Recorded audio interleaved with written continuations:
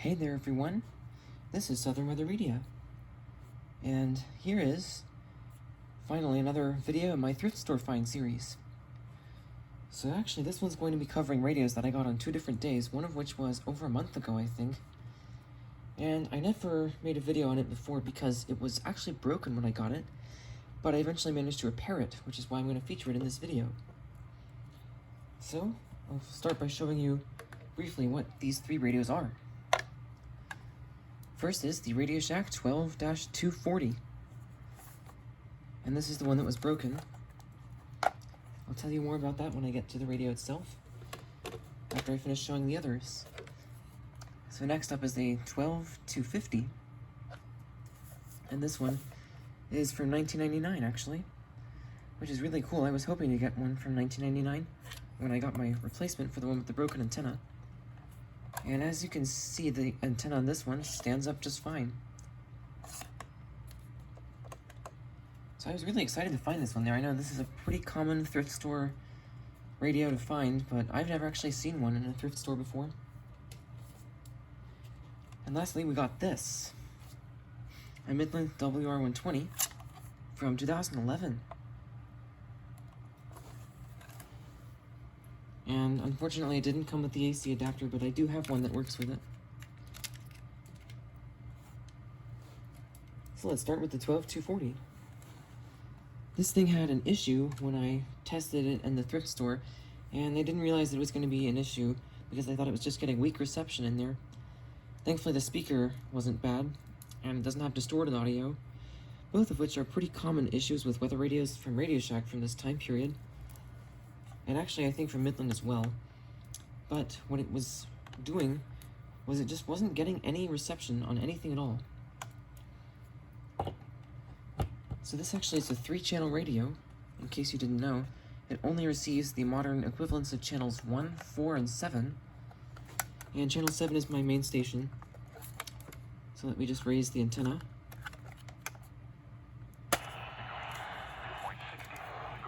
And I accidentally turn it on as well, but as you can hear, it sounds pretty good, even down here in the basement. Usually here in the basement, radios don't get very good reception, but I think, like most of the older Radio Shack radios, this one actually gets pretty good reception. I think a lot of their 3-channel radios were really good at reception.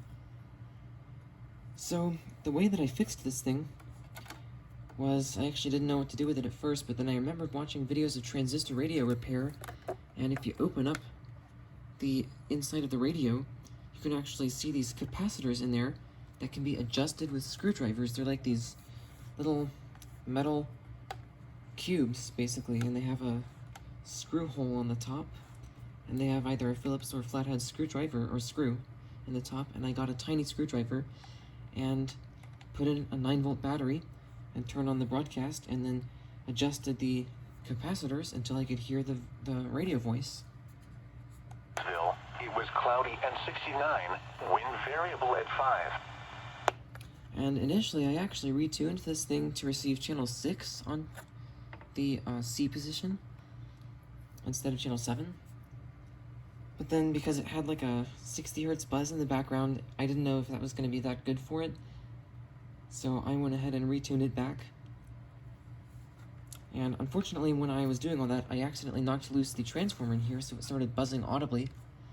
But thankfully, I was able to open it up again and use some pliers to clamp the transformer back together. I'm not sure exactly what went wrong with it, but regardless of what happened initially, the transformer is fixed now, and it's not buzzing anymore. So you can kind of hear like a... Oh, that's the cell phone that I'm using to record. That static was from the cell phone. If I turn up the volume all the way, you can kind of hear a buzz from the speaker.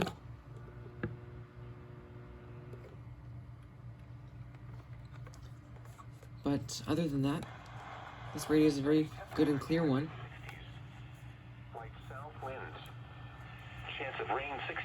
It sounds really good. Saturday.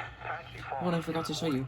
It has one of my favorite features on these old Radio Shack radios, an antenna switch. So currently it's using the cord for an antenna. And now if I switch it to the rod, you can hear it's actually clearer now. I can move it all around, and it's not getting interference except for right there, versus with it in the chord position. A slight chance of thunderstorms in the evening, and a slight chance of showers after Huh. Now suddenly, now that I'm trying to demonstrate it, it's not getting interference on either position. Anyway, it sometimes helps to clear up the reception. And then, of course, there's the alert lock switch on the back. And it can take a 9-volt battery, which I don't have in there. Here's the date code sticker.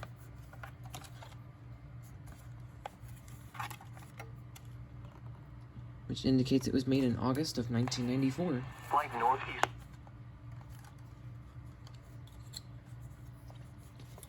Oops. So, basically this radio, I got it mainly because it's like another, and now as I know better working, at least with reception, version of the 12247 with the same siren, and I honestly like that siren a lot. This is what it sounds like.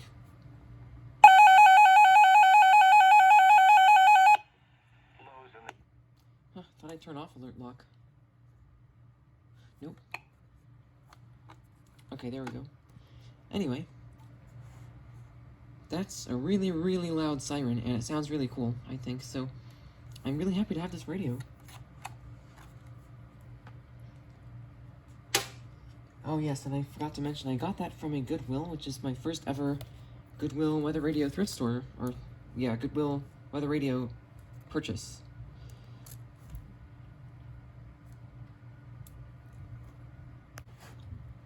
Okay, the next weather radio that I got is a Radio Shack 12250, and I got this from the big thrift store that I usually like to go to called Southern Thrift Market, and I got this actually just yesterday,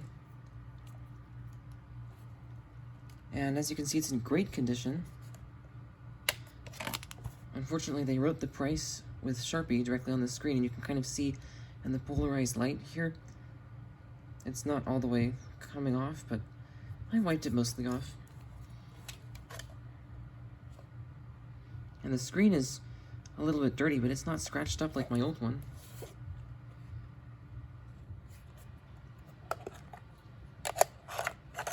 And the battery compartment is pristine, thankfully.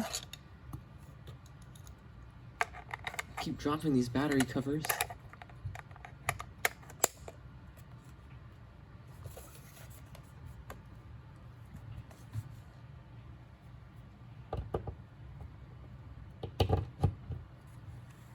So let's turn it on, and I'll show you how it sounds.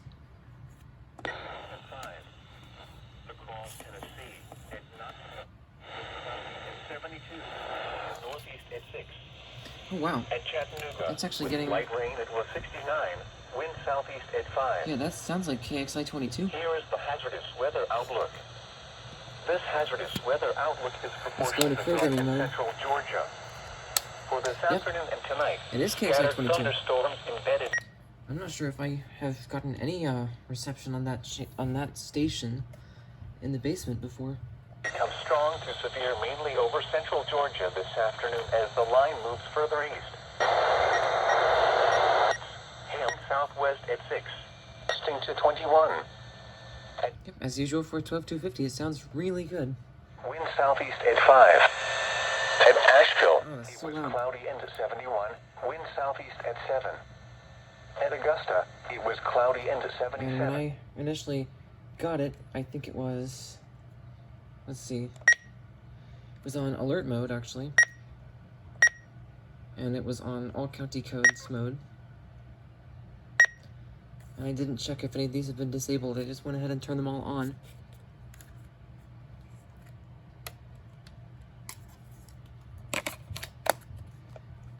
So I'll go ahead and do an alert test for you. Oh, whoops. There we go.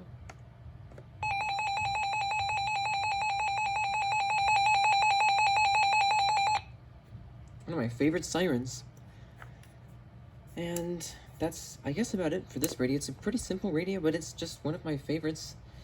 I'm really glad to have another one with an actual working antenna like this. a chance of showers and a slight chance of thunderstorms in the evening. Then a And this slight thing sounds so good.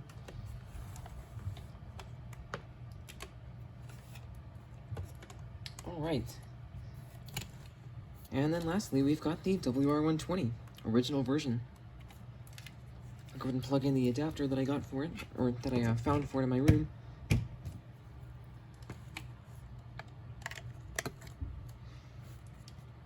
So this thing, when I initially got it, the switch was off. And this is actually also on channel 5. thunderstorms in the evening. Then a slight chance of showers after midnight. Light northwest winds. If I hold the antenna, it Chance sounds of rain pretty good down 50%. here. Sunday, mostly Actually, sunny really with good. scattered showers. Isolated thunderstorms in the morning, then scattered thunderstorms in the afternoon. I think the speaker actually has better sound quality than the WR120B. It's really interesting. And I'm not sure if you can tell on the camera, but it almost looks like the faceplate is very slightly yellowed, along with possibly the buttons. But it looks fine. The screen is a bit scuffed up, but hopefully I can wipe some of those larger marks off. It's already looking better than it did. I wiped it up earlier today. And of course, since it's an old one, it doesn't have any lag, and I don't think it will ever get lag, which is why I got this one. And there's the weekly test, enabling and disabling option. It was off when I got it. And it was on channel 4. It may have actually been factory reset, I'm not sure. I think it was on tone when I first got it. And it was also on any county code mode, and there weren't any codes already stored in there.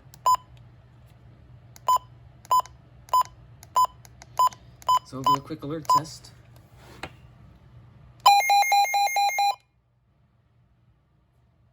Yep, very loud, as all WR120s should be. So all in all, I think this thing is in excellent condition.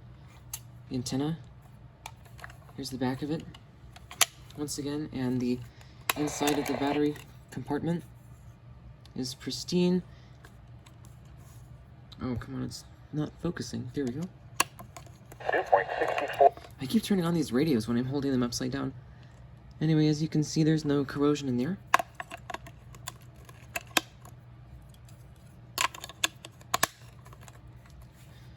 So there we go. Those are my 3 weather radio thrift store finds from the past month. Thanks for watching.